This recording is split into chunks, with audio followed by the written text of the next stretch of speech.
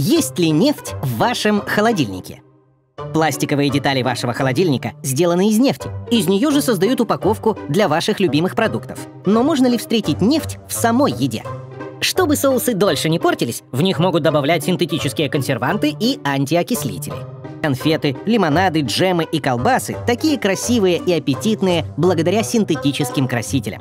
Фрукты покрывают синтетическим воском, чтобы они дольше сохраняли свежесть. А твердые сыры, чтобы не пересыхали и не трескались. Все эти пищевые добавки делают из нефти.